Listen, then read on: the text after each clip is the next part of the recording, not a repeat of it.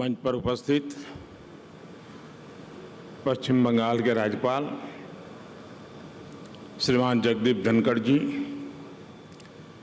केंद्र सरकार में मेरे सहयोगी मंत्री श्री धर्मेंद्र प्रधान जी, देबाश्री चौधरी जी, सांसद दिव्येंदु अधिकारी जी, विधायक तापसी मंडल जी, भाई और बहनों, आज पश्चिम बंगाल सहित समूचे पूर्वी भारत के लिए एक बड़ा महत्वपूर्ण अवसर है। पूर्वी भारत की कनेक्टिविटी और स्वच्छ ईंधन के मामले में आत्मनिर्भरता के लिए आज बहुत बड़ा दिन है। विशेष तौर पर इस पूरे क्षेत्र की गैस कनेक्टिविटी को सशक्त करने वाले बड़े प्रोजेक्ट्स आज राष्ट्र को समर्पित किए गए हैं।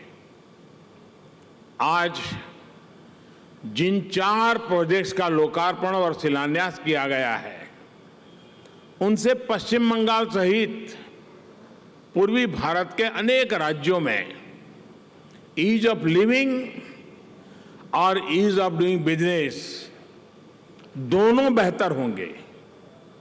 ये प्रोजेक्ट हल्दिया को देश के आधुनिक और बड़े इंपोर्ट एक्सपोर्ट सेंटर के रूप में विकसित करने में भी मददगार सिद्ध होंगे। साथियों, गैस आधारित अर्थव्यवस्था आज भारत की जरूरत है। One nation one gas grid इसी जरूरत को पूरा करने का एक महत्वपूर्ण अभियान है। इसके लिए पाइपलाइन नेटवर्क के विस्तार के साथ साथ नेचुरल गैस की कीमतें कम करने पर भी फोकस किया जा रहा है। बीते सालों में ऑयल और गैस सेक्टर में कई बड़े सुधार भी किए हैं। हमारे इन प्रयासों का परिणाम है कि आज भारत पूरे एशिया में गैस की सबसे ज्यादा खपत करने वाले देशों में शामिल हो गया है। इस साल बजट में देश ने स्वच्छ और सस्ती ऊर्जा के लिए हाइड्रोजन मिशन की भी घोषणा की है, जो क्लीन फ्यूल के अभियान को सशक्त करेगा। साथियों, 6 साल पहले जब देश ने हमें अवसर दिया था, तो विकास की यात्रा में पीछे रह गए पूर्वी भारत को विकसित करने का एक प्रण लेकर हम चले थे। पूर्वी भारत में जीवन और कारोबार के लिए जो आधुनिक सुविधाएं चाहिए, उनके निर्माण के लिए हमने एक के बाद एक अनेक कदम उठाए। रेल हो, रोड हो, हवाई अड्डे हो, जलमार्ग हो, पोर्ट हो, ऐसे हर सेक्टर में काम किया गया।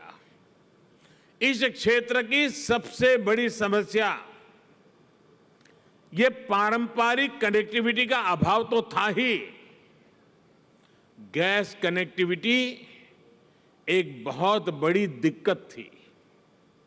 गैस के अभाव में पूर्वी भारत में नए उद्योग तो क्या, पुराने उद्योग भी बंद हो रहे थे। इसी समस्या को दूर करने के लिए पूर्वी भारत को पूर्वी बंदरगाहों और पश्चिमी बंदरगाहों से जोड़ने का फैसला लिया गया। साथियों, प्रधानमंत्री ऊर्जा गंगा पाइपलाइन इसी लक्ष्य के साथ आगे बढ़ रही है। आज इसी पाइपलाइन का एक और बड़ा हिस्सा जनता की सेवा में समर्पित हो चुका है। लगभग 350 किलोमीटर की डोभी दुर्गापुर पाइपलाइन बनने से पश्चिम बंगाल के साथ साथ बिहार और झारखंड के 10 जिलों को सीधा लाभ होगा। इस पाइपलाइन को बनाते समय करीब 11 लाख मैंडेज का रोजगार यहां के लोगों को मिला है। अब जब ये पूरी हो गई है तो इन तमाम जिलों के हजारों परिवारों के किचन में पाइप से सस्ती गैस पहुंच पाएगी। सीएनजी आधारित कम प्रदूषण वाली गाड़ियां चल पाएगी। इसके साथ साथ इससे दुर्गापुर और सिंदरी के खाद कारखाने के लिए भी गैस की निरंतर सप्लाई संभव हो पाएगी। इन दोनों कारखानों की ताकत बढ़ने से रोजगार के नए अवसर बनेंगे और किसानों को पर्याप्त और सस्ती खाद मिल पाएगी। मेरा गेल और पश्चिम बंगाल सरकार से आग्रह रहेगा कि जगदीशपुर हल्दिया और बोकारो धामरा पाइपलाइन के दुर्गापुर हल्दिया जंक्शन को भी जल्द से जल्द पूरा करने का प्रयास करें। साथियों, नेचुरल गैस के साथ साथ इस क्षेत्र में एलपीजी गैस के इंफ्रास्ट्रक्चर को मजबूत करने के लिए लगातार काम चल रहा है। यह इसलिए जरूरी है क्योंकि पूर्वी भारत में उज्ज्वला योजना के बाद एलपीजी गैस की कवरेज काफी अधिक बढ़ गई है, जिससे डिमांड भी बढ़ी है।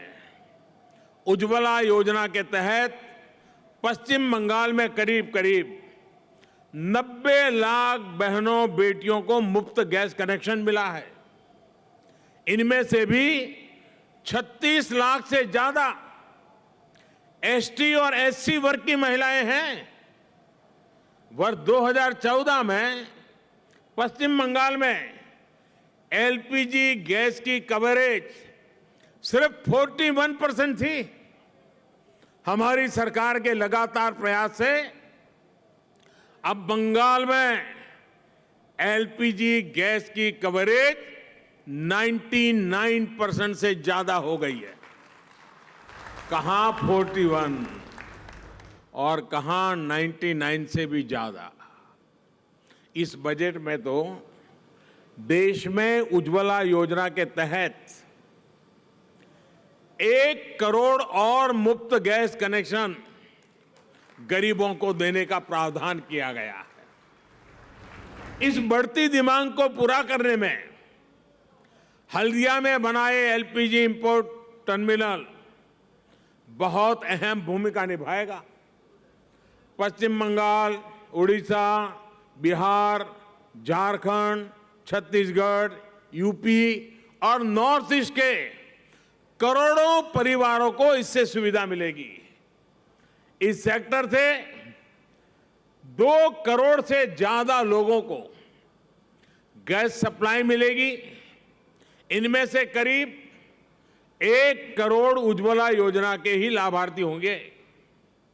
साथ ही इससे सैकड़ों रोजगार यहां के नौजवानों को मिलेंगे। साथियों, क्लीन फ्यूल को लेकर अपनी प्रतिबद्धता को पूरा करने के लिए आज यहां BS6 फ्यूल बनाने वाले प्लांट की कैपेसिटी को बढ़ाने का काम भी शुरू किया गया है। हल्दिया रिफाइनरी में ये दूसरी कैटालिटिक डी-वैक्सिंग यूनिट जब तैयार हो जाएगी तो लूप बेस्ड ऑयल्स के लिए विदेशों पर हमारी निर्भरता कम हो जाएगी। इससे हर साल देश के करोड़ों रुपया बचेंगे। बल्कि आज हम उस स्थिति की तरफ बढ़ रहे हैं जब एक्सपोर्ट की कैपेसिटी तैयार कर सके। साथियों, पश्चिम बंगाल को फिर से देश के अहम ट्रेडिंग और इंडस्ट्रियल सेंटर के रूप में विकसित करने के लिए हम निरंतर काम कर रहे हैं। इसमें पोर्ट लेड डेवलपमेंट का बेहतरीन मॉडल है। कोलकाता के श्यामा प्रसाद मुखर्जी पोर्ट ट्रस्ट को आधुनिक बनाने के लिए बीते सालों में अनेक कदम उठाए गए हैं। यहां हल्दिया का जो डॉक कॉम्प्लेक्स है, उसकी कैपेसिटी को और पड़ोसी देशों से उसकी कनेक्टिविटी को सशक्त करना भी जरूरी है। ये जो नया फ्लाईओवर बना है, उससे अब यहां की कनेक्टिविटी बेहतर होगी। अब हल्दिया से पोर्ट तक जाने वाले कार्गो कम समय में पहुंचेंगे, उन्हें जाम और देरी से मुक्ति मिलेगी। Inland waterway authority of India यहां मल्टी मॉडल टर्मिनल के निर्माण की योजना पर काम कर रही है। ऐसी व्यवस्थाओं से हल्दिया आत्मनिर्भर भारत को ऊर्जा देने वाले केंद्र के रूप में उभरेगा। इन सभी कामों के लिए हमारे साथी मित्र धर्मेंद्र प्रधान जी और उनकी पूरी टीम को मैं हृदय से बहुत बहुत बधाई देता हूं और मुझे विश्वास है कि तेज गति से कम समय में सामान्य से सामान्य मानवी के दुख को दूर करने के इस काम को बहुत ही यशस्वी ढंग से ये टीम पूरा कर पाएगी, ऐसा मुझे पूरा विश्वास है। अंत में फिर एक बार पश्चिम बंगाल और पूर्वी भारत के सभी राज्यों को इन सुविधाओं के लिए मेरी तरफ से बहुत बहुत बधाई, अनेक अनेक शुभकामनाएं। बहुत बहुत धन्यवाद।